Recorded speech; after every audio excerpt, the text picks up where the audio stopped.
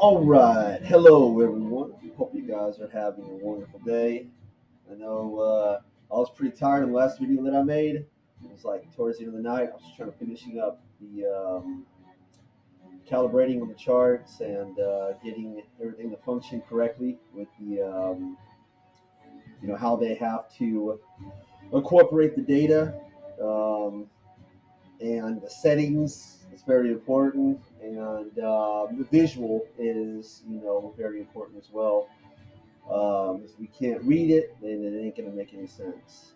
So everything has to be managed, and they have to be tuned to precision, right? Well, on this one here, what I'm going to do is I'm going to go all the way back in time from when I stopped um, pinpointing these areas of entering and exiting, bottomings and tops, right? And then I'm going to go down one chart and we're going to see what the average could have been as well as see what the gains that can possibly have been made on it and the losses if there's any. So I think I stopped going back to 1950 if I remember correctly.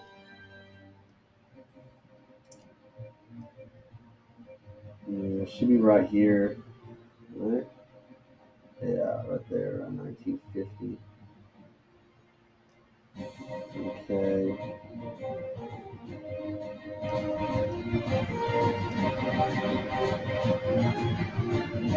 Chart's actually smoother today.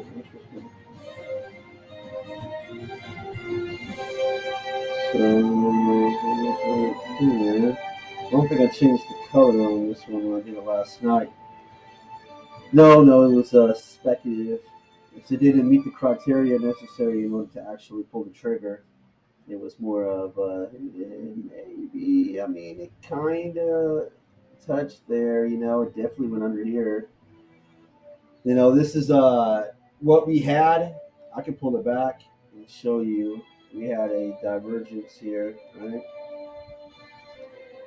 With this one here, right? So there's a divergence there. This is pretty much the bottom that we had in October. This is what it looked like right here, except it actually fulfilled the criteria right here and above.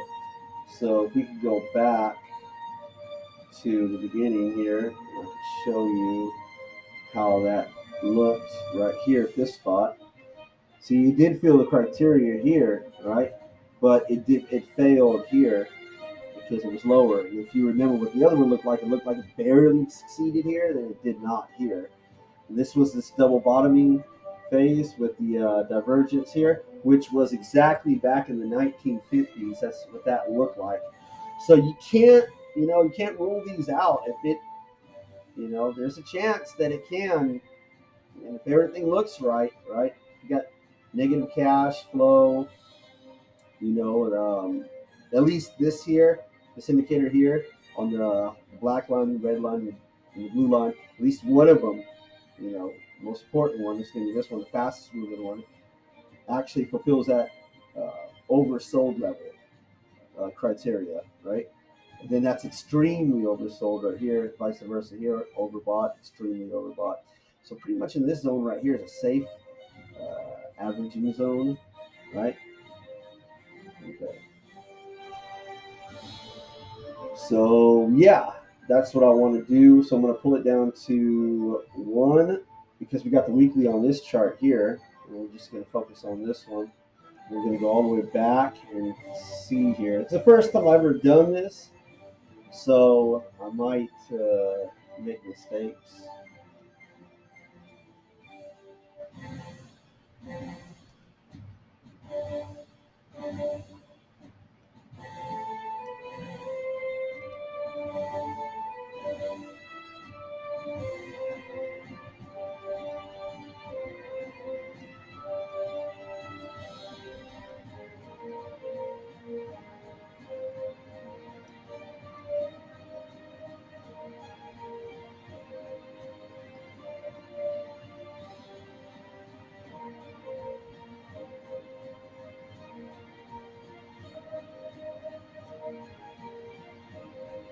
I need to get something to drink. Fucking dry mouth. I hate it. It's unfortunately there's this thing called geographic tone, and I started encountering it because I had my nose broken when I was a kid because I used to get bullied on a lot. Um, and I never got it fixed. So one of my nostrils, it doesn't work correctly, and the other one does. So I breathe through my mouth. So I'm a mouth breather. And at night when I'm sleeping, I do like the fan next to me, and it causes me to have dry mouth, and then that causes another thing and another thing. And I think there might be an underlying health issue as well, contributing to that factor. But then I started noticing recently that I was self-diagnosed with geographic tone by my research and my due diligence. Going to the hospital is too expensive. I can't afford it. I can't afford medical attention. I barely can afford dental. Insurance sucks. They got on my insurance at work. They have a insurance plan that gives you a $6,000 deductible.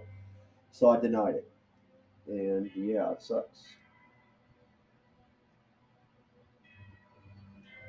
Well, insurance companies are predatory by nature. That goes for insurance, banks, anything that has to do with you paying something to receive something in the future. The stock market, right? I'll be right back.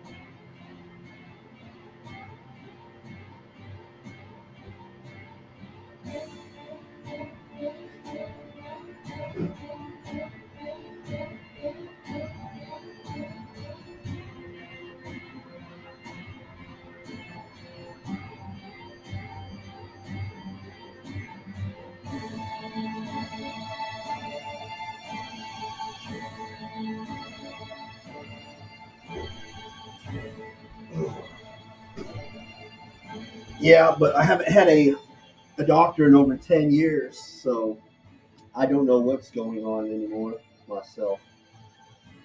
I can't afford it. Even when I was working three jobs, I still couldn't afford it. But sucks to be that way.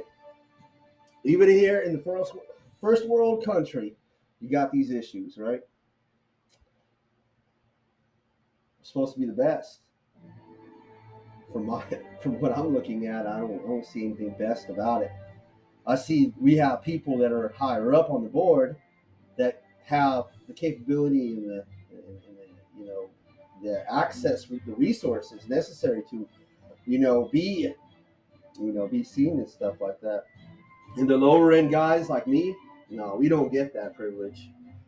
We're about as privileged as a 17th century king and queen with witchcraft and alcohol and cigarettes. And that's just something I heard online is saying that the poorest American in the United States lives just as good as a 17th century king and queen, where they they died pretty fucking early. So,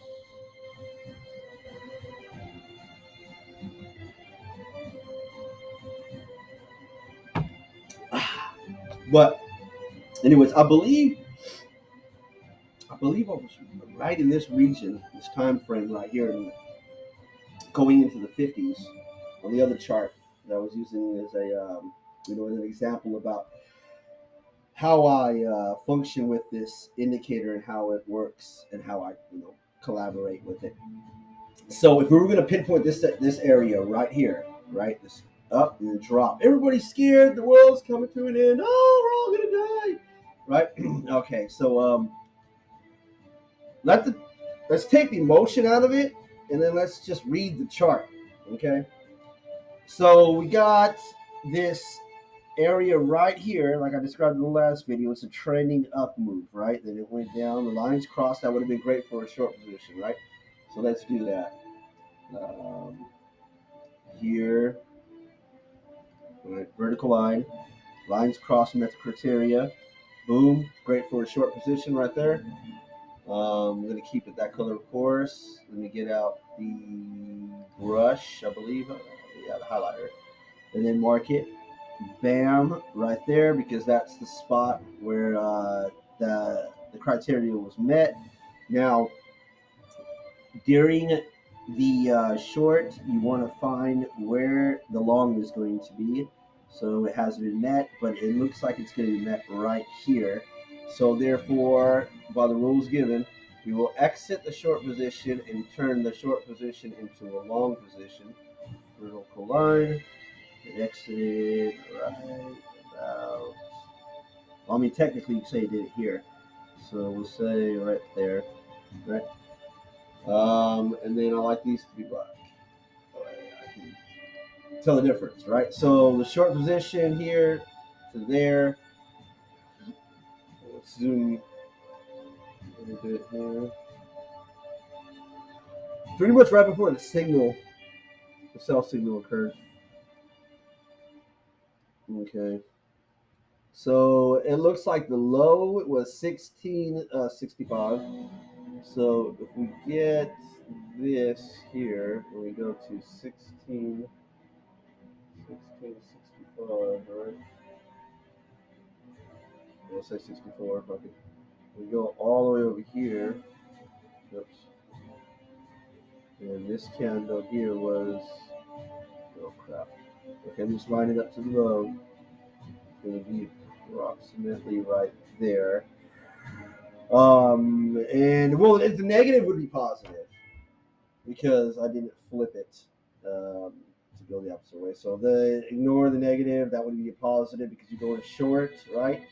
So that would be a positive, like 8% right there, right? And then you go long here, right? And then the criteria was ever met again. No, so it was pretty much right there. But like I said before in the past, if you're going to be dollar cost averaging in, where is it at? Then you need to have a zone. Where's my triangle, rectangle? Here. Flag. There it goes. Okay. All right. So if this is the area that you bought at, and this is the previous low, then you would say from everything from right here to anything there would be a buy zone, right? And you get smarter over time. And that lasted for a long period of time. So we'll say until it went up.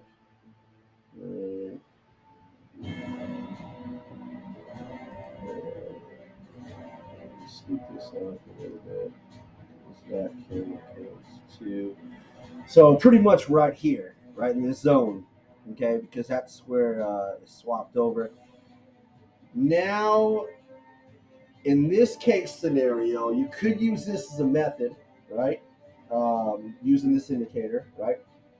You could say, well, since the criteria met again, if we flip this upside down right here, and this is the short, but we all know that the average bear market versus the average bull market is significant, right? So there shouldn't be that much time down here. You need to acquire the shares while you can if you have the mentality, right? And the understanding to know this math, this statistics. They didn't have it back here in 1947, so they didn't have that. So I guess we're privileged compared to them. But I would say every time that it entered and exit, that would be a good add to position time, right? Or you could say, whenever you get, I don't know, you can create a rule when you get two candles and then a white one pops up here, that would be an add to position time. Or you could say whenever it crosses this oversold area right here, that would be an add to position time. So however you want to look at it. When the hyperwave over here turns green, that could be an add to position time. You come over here on this indicator, you can say, well, whenever it rolls over, that'll be an add position time. You're going to be comfortable holding long. You're going to be comfortable, dollar cost averaging in this case scenario, right? But I'm going to just use this indicator as the main focus. So we're going to say that. So we'll say here, we'll say we added to position once this line got out of the oversold region. There, we added to position there. We added to position here. Then we added to position here, right? So we added to position, and then it went into trending mode. So we added a position here, here, here, and we started the position here. Okay, so I have a tool. I don't have it pulled up on the website, but it's like it's a dollar cost averaging tool. Where is it at? Like I have it on my phone.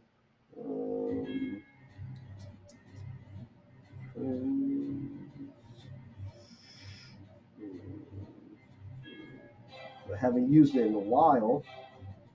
Okay, stock averages. That's what it's called. It's called, if you guys want to look it up, it's called stock slash screener.org. But then you go to the stock averaging zone, and it'll tell you, you put in how many shares you bought and what you bought them for multiple times. First line, second line, third line. I believe it has only up to 5 different purchase times that you could put in the calculator.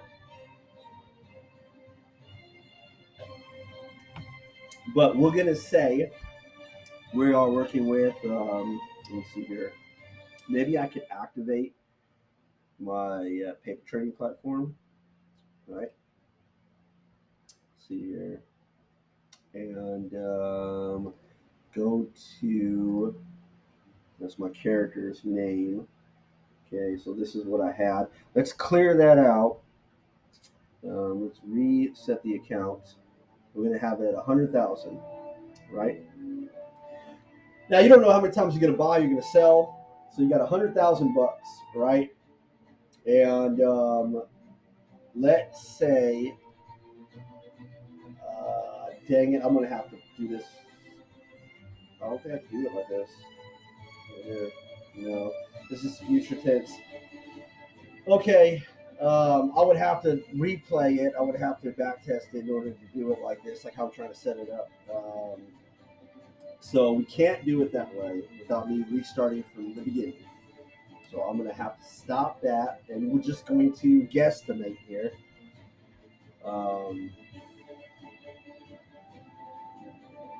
Okay, so let's pull this back down. I have to guesstimate here. Okay, so since we're doing it with a low number, I mean, let's use a small amount. Let's say we purchased 4 times, 1, 2, 3, 4, right? See, they're selling for about. We're gonna go to the.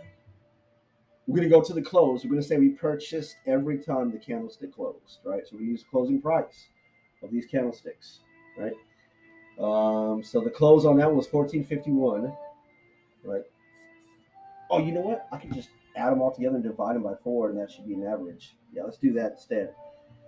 So 14 point closing 51, right? So that's that. And I'm going to add that to the next candlestick closing price was 14.32, right? Yeah, 0.32. Okay, the next average closing price is going to be 14.90. Where are you at? 14.98. So 14.98 plus the closing average. Closing was 15.50. Now this is the reason why I said your trade will always go against you before it goes with you, because I mean it does to me. So that's why I say it. Right? I'm saying what I know. It's not financial advice. This is only me looking at charts, trying to turn madness into something that you could actually understand. Bringing a method to madness here, right?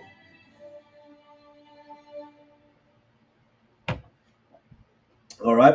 So we got a grand total of 59.31. Now we're going to divide that by how many times we had gotten the position. That should give us our average. 1, 2, 3, 4, right? So divide that by 4 equals 1482 is the average, right? So if you have an average of 14, I hate when that happens. Why does that even do that? I have no idea why that even does that.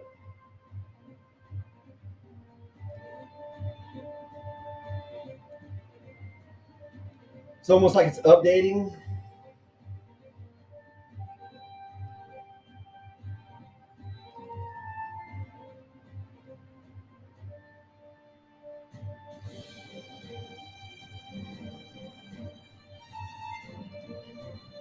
Oh my god. All right. So now we have to go all of that.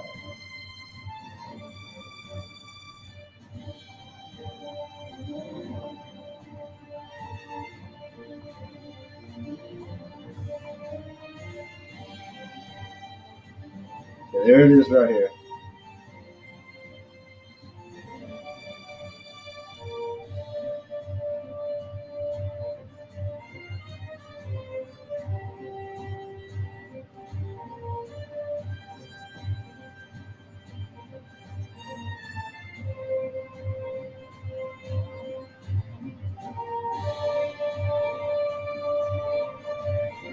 Oh, now it wants to move extra slow after it glitched.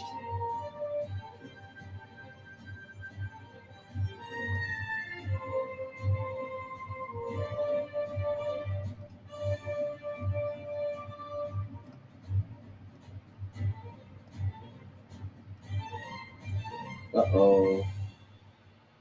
Uh oh, spaghetti-o. Okay.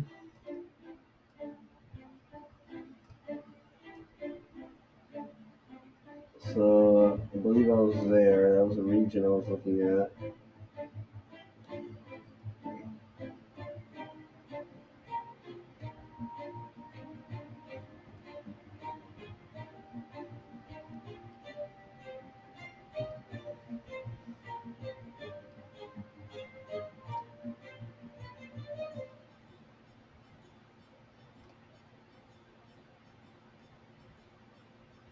Okay.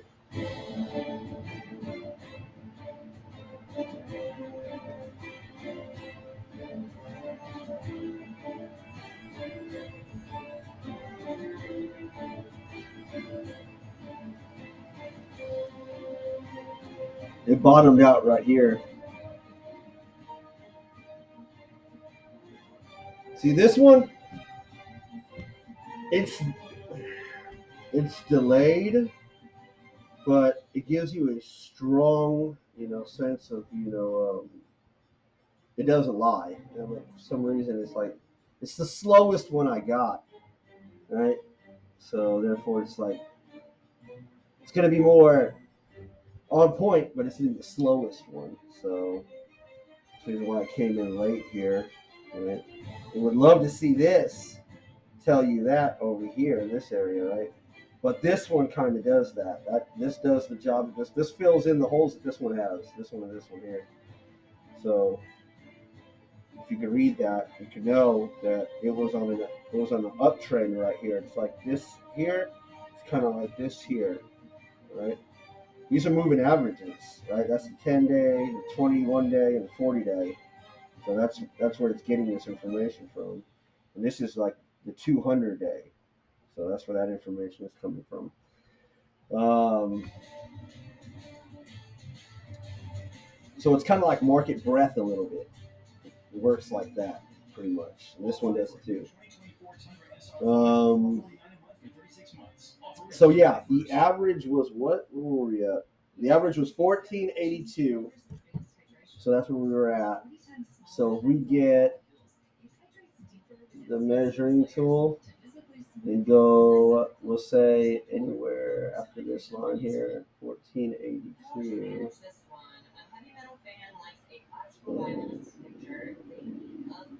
We'll say 81. All right. And then we take this here, and see, it didn't meet the criteria. It did meet the criteria to sell, but that was going to be a quick freaking move.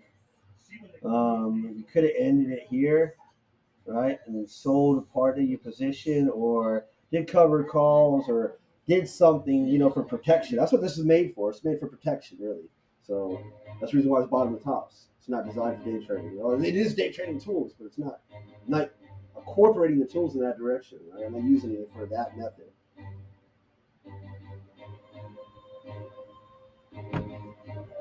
So right here, that would have been a 30% gain from here to there, right? And then depending on how much you bought during these areas, right? Here, here, and here, right? Say, that would have, if you had $1 million, right? And then you got 30% on that. That's a good one right there, right?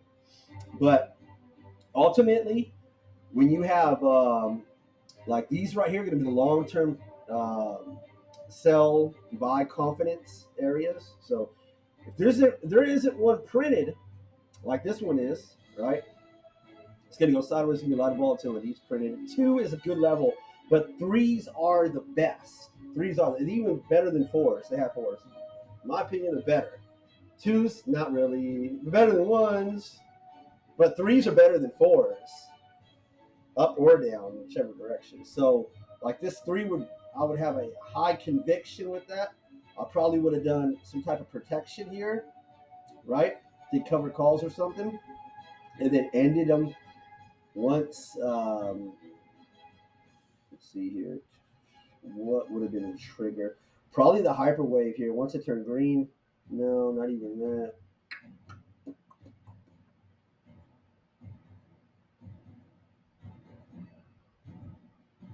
I don't know. I could have lost money doing that, honestly. Because if it wasn't going to be the hyperwave, see, because I would have came in here, right, and I would have barely scratched it. So these moves, typically, if you look at them, they're like maybe 1 or 2 weeks, 3 weeks max, right? Unless you get these really big long stretches. But then they have that snapback, right? Boom! And it hits that bottom, and a lot of buying comes in. So that snapback is what you don't want to feel if you're going in short, right? So I would say it's just safe if you're gonna get it. Just play it for a week or two, max 3 weeks. Take some profit, or average out slowly after you do get into some profit. Okay, so right here, this could have been the agreement. As soon as it went into an oversold position, that's when you lock in profit. Boom, right there, right? So you would have bought it here, or you would have went in short here, or whatever cover calls here. Then as soon as it hit that criteria right there, when it went into an over sold zone, boom, it's a snap. Let it go, let it go. You're in it for the up move. You're not in it for the down move, right? But you'll participate. Or this is how I feel, right? Just to try to make a little bit of money on the way down, right? So yeah, overall, these zones right here are going to be buy zones. Let's see here. Here's my oh, there it goes, highlighter. So yeah, like I said, there isn't really a significant selling. When you start seeing these whales dumps, that means in the price, you can say the sentiment is going to be bearish. The likelihood for the prices to stay low are going to be, the probability is going to be increased. So you're going to have a higher probability of lower prices for longer. Um, but if you don't see one, you see this action right here. This kind of looks like a mini bottom, right? Like how it is over here, right? Except this one looks like a mini one. Right? It never went down here. But you can take advantage of that, and it's less risk because you're betting on the upside rather than the downside. So you could call that, whenever you said, well, it's oversold here, so you could call that a buy zone as soon as it met that criteria. Here, here, and that would have been there, right? You would have swapped from short to long. It would have been quick too. Look at that. 1, 2 weeks. 2 weeks. This one here. Yeah. So that's how that would have played out. But overall, would have been a buying opportunity. Right here would have been a buying opportunity. Yeah, right there. So there's no red. There's no whale dump. Right there, and we need to change that back to black. So that would have been a buying opportunity. And I guess somewhere in this region, since he's getting closer, they're about to touch. I would have called that a buying opportunity right there. And it went back into trend mode. Once it's above this purple line, it's in trend mode. Right? And anything out of it would have been an opportunity to add position. Right? The closer these lines are getting together, the higher the significance to adding the position, as well as if it goes into the oversold area region here, where this green line is. It increases the favorability of catching a really good opportunity. So I would have said this one did meet that oversold area there. So that would have been a good one. Right? So let's go by the rules of this oversold here. There. Right? But once they cross, we could have added position here, and that would have failed. So they cross there, that would have been a sell signal. So don't get cocky, right? Don't get cocky. But each one of these had a return because it's on a long term right here uptrend, and then we went to a long term downtrend there. This was a little bit of a. Now you could have seen this coming. You know, the line turned red. It stayed red for a significant amount of time. There was a divergence here, from here to here, right? You know, the indicator is suggesting that you watch out for the divergences. Sometimes they'll kick you in your ass, like it did right here, right? And that went lower. And right here, it played out. But the most important thing is this green here, this money flow. You can see it dissipated almost to zero. That means that's it. Trend is over. The money flow dissipates. Regardless, this indicator is telling you it's trend. That dissipating, it's over. It's over. Right here, it's over. Right here, it was over. You know, the upward trend is gone. Right? This also gives you some information about it. These the whale pump right here. Right? This is it's a lot of cash flow coming in and out, but this is steady. There's that dark green part, right? That's the overflow also. So this is considered to be an overflow. This is considered to be overflow as well. So it got really fucking risky. And you see this green line that goes across the top? That is pretty much like where you want it to always stay at. The further it gets away, kind of like the further these get apart, that's significant for, wow, it's going to go up, right? It's got strength to it. The further this gets away from this green line, the less significance it has. That means it's losing the capability to hold its sustainable trend. It's losing its sustainable trend here. It's losing the sustainable trend. And then once it hits that flat zero line, that center line, that's it. You know, sustainable trend is lost. And you can see it kick in here, right? This red, right? Like that was green here on top. And these indicators also mean something too, right? This one and this one. These ones do. They all every single thing on here has information on it. It's up to you to compound it together and come out with a idea. You know, information is never useless. The technical analysis we have nowadays makes those legacy indicators look like trash. If anybody pulls up a Robinhood chart, I laugh. You know, I laugh. Anyone pulls up something like off of Yahoo or Google charts, I laugh, because this is the future of charting, not that. That old shit is obsolete. Doesn't matter no more.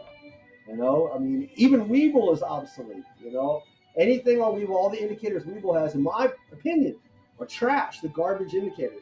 You know, They're retail indicators. These indicators right here, they're institutional indicators, right? So yeah, that's how I feel about that. I mean, my opinion on why this is going to grow and continue growing is because you have all these legacy Wall Streeters, right? They're retiring. They're getting old. We're in the great retirement now. They've done this their whole life. This is their life's work. They're going to try to sell it and educate people before you know their time is up. So, like that Lux Algo thing, I'm pretty sure like 75% of those people that created this Lux Algo thing right here were all ex Wall Street, big institution retirement employees, not corporate owners, but the employees. So they're going to be delivering their knowledge that they have onto us slowly but surely as time progresses, as more people retire. All baby boomers will be retired by the age of 65. Yeah, but until, was it 2031? Yeah. They will hit age 65 by 2031, right? And repetition is starting to build. It went from 10,000 Americans was the average. Now I believe it's up to 11,000 is the average. Let me see. I took a screenshot somewhere of this. Let's get rid of that. Posted it on Weeble, on Clover Health, I believe.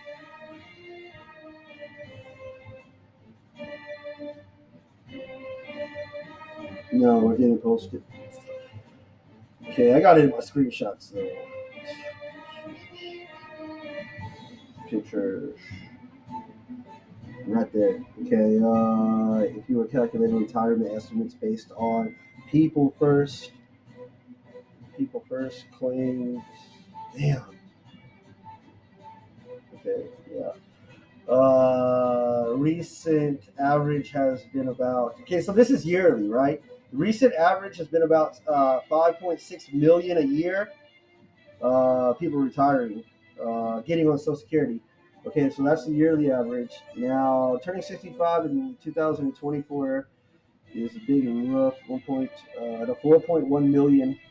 The one big, according to reports from the educational a nonprofit, Alliance, Lifetime, blah blah blah. Was that 11,200 Americans every day are turning 65? It's gaining the repetition, right? It's building on itself. You have more kids, uh, during the, see here, the baby boomers started off. I think we're hitting the center part of it. We're hitting like the peak point of the baby boomers, conception, right? When they were throughout when they started actually getting, people started having more kids, right? So I'm thinking that we're hitting that point where it's going to be more people retiring. It's going to be more than 10,000. Like this right here says, it's 11,200 Americans a day now at this point in time. Now, at the end of the baby boomers, generation, it should start to slowly drag down. But I believe we're hitting that center point, right? We're hitting that peak, right? From, if you draw on a trough, right, from end to end, I believe we're getting to that. We're getting closer to the top of that trough, right, of the baby boomers. So, anyways, yeah, I just wanted to point that out. Um,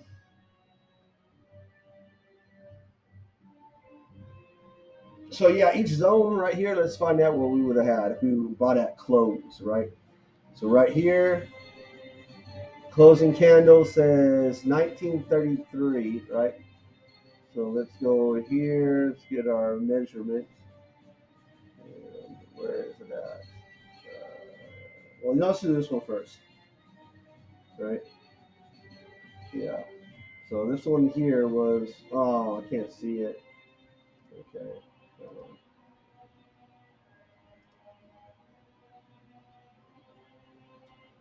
Closing 1678. Okay. I need to find a better way to do this. Like I said, this is my first time doing this. So 1678.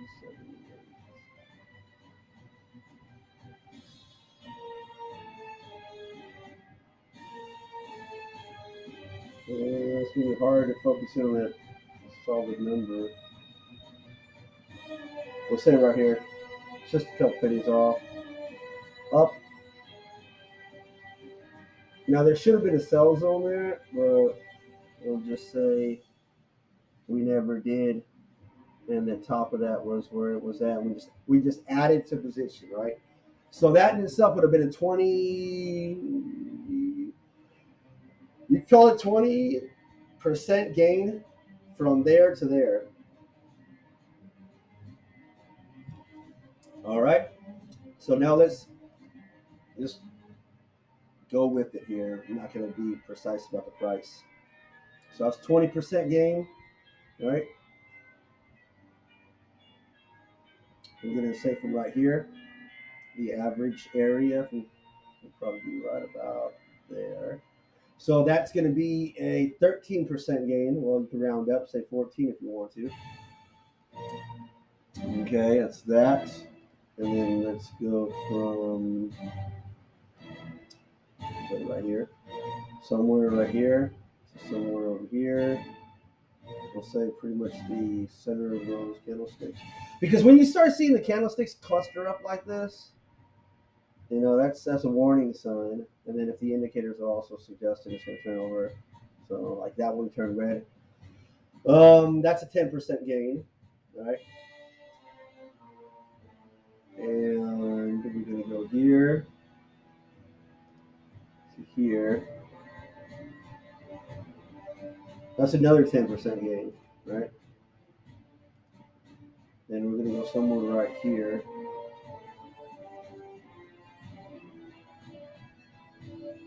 Here, somewhere right here.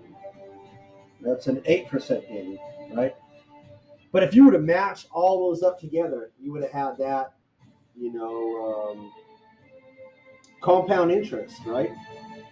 If you would have never sold throughout all those, you would have had that 8. You would have had this 10. I think there was like a 14 in there and a 20 or something like that here and here. And then this one right here, right? So yeah, that's how it works.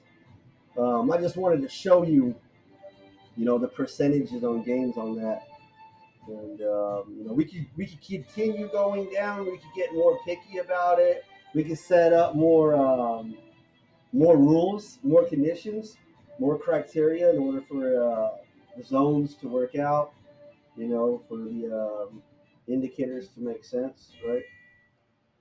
Like this one right here went full blown trend mode up from this point on. Like after this dip right here, that was it. And you can even put a trend line on that, right? And say, well, let's go ahead and do. Oops. Trend line here.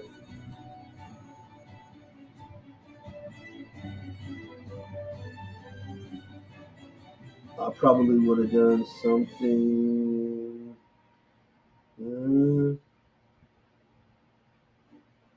It would have originally started off looking like this. Then I would have adjusted it like that. But honestly, that's a double top right there, and you can even see the divergence here. No, not really. Yeah, there's a divergence there. You can see it here. This one is lower than that one, right? And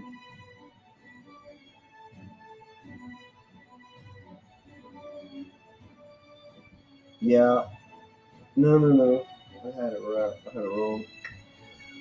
Okay, because they're both leaning in on that direction. They need to be the other way around for it to be a divergence.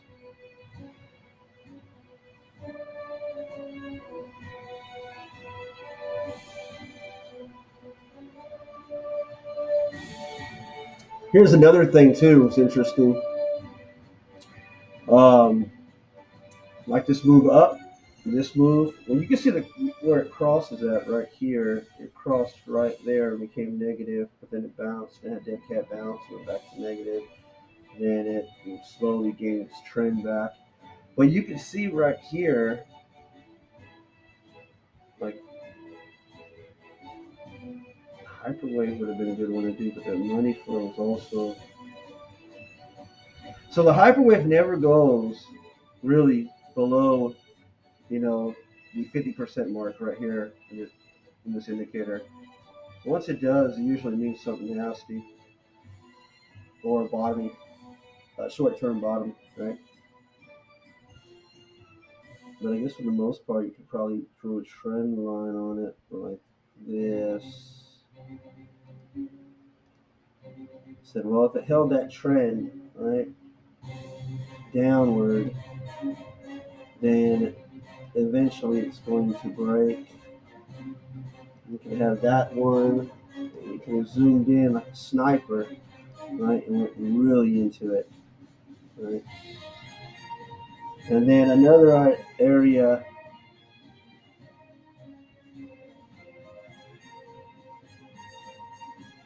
is that when you see this bounce, this dead cat bounce with the selling pressure and these indicators being in a negative zone, kind of fluctuating there. A lot of mess over here, but this has been negative for quite a while, even though cash flow was positive. Could have come up with a conclusion that with experience, know-how, and handling your indicators correctly, right? And you're doing your due diligence and having, your best judgment, right? You could have figured, hey, this is going to be definitely an area of risk. But yeah, I am pretty good now on this video. I hope you guys learned something.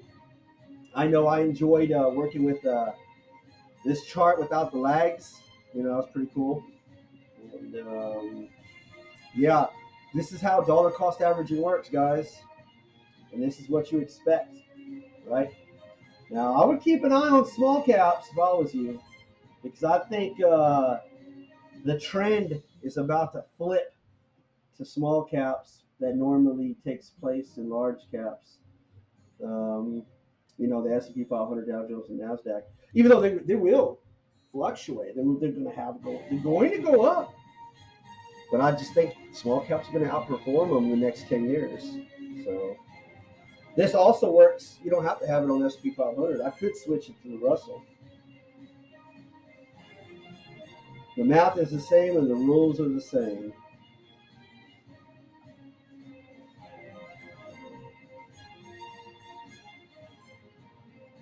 But I got more data to work with going forward rather than you know backtracking. So like right here, the criteria was met, right? So let's go ahead and draw a line here, right? It was oversold, overbought, got the whale dump. Over here, let's see if it goes. Oh, I haven't got anything north there, but yeah, I gotta get this chart set up if I'm planning on using it the same way I would use it for the SP 500. So it gets out of the oversold zone. So right here, that's a buy, right? So let's lock that in place. And then right here,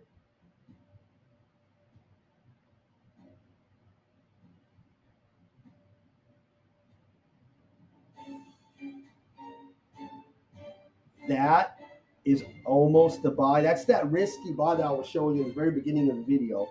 You see how it just touches it, but it doesn't go actually into the oversold area, but it just barely scratches it, like in the beginning of the video, right? You can say that's a buy here, right? This is a double bottoming. It did the same thing like it did in October with the S&P 500, right? Right here. This is a flat bottom though. Damn it.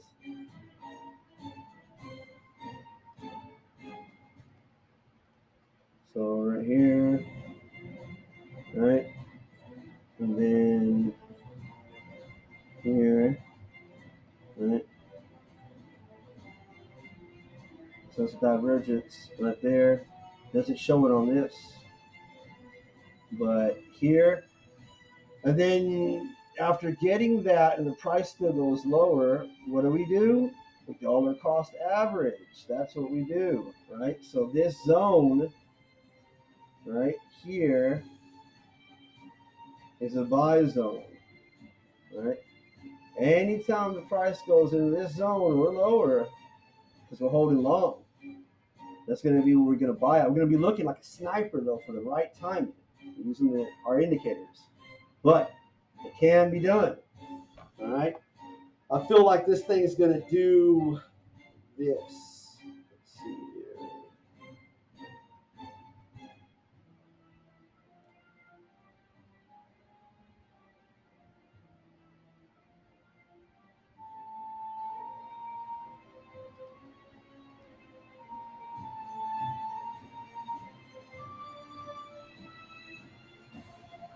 I feel we were like we were in this zone right here, right? And we're going to soon be in this zone, and we're going to have something like a 1, 2, 3 type of move, right? In the coming up future. So that's 1, 2, 3, 4.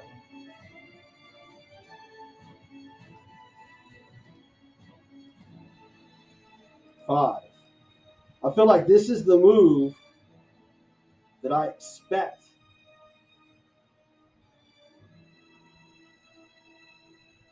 in the next 10 years. That started in 2003 to 2018. But I expect something like this at 1, 2, 3, 4, 5, and A, B, C, 1, right? Elliott wave. It's all speculation, but if you know it, you know it, right? So that's going to be A. That's 1, 2, 3, 4, 5. A, right? B, right? C, right? And then that would be, and that gets messy over here because now it's creating this zone. Now Elliott wave will work.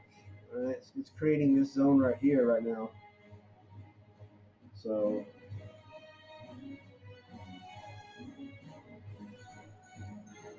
where would we be if we were in this zone? Right? Speculation, right? It's always speculation. I feel like this was right. We probably went through this. I don't know where the hell we're at. I would have to dig deep in there, take a look.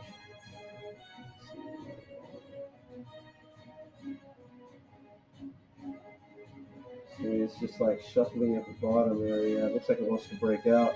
But I feel like next year is going to be a bad year for all stocks in general. So if that's the case, then we would be somewhere.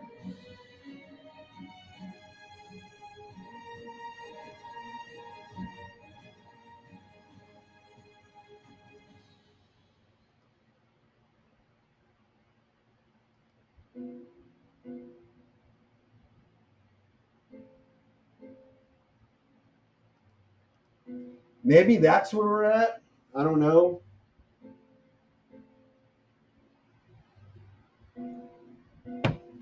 If this is where we're at, is I expect the market to drop in 2020. At the end of this year, the beginning of next year, I expect something like this, right? And I believe after we get this, somewhere next year, right, we will have this phase coming up, and then we will be going into this phase next. So, anyways, it's all speculation. All right, guys, I'll talk to you later. Peace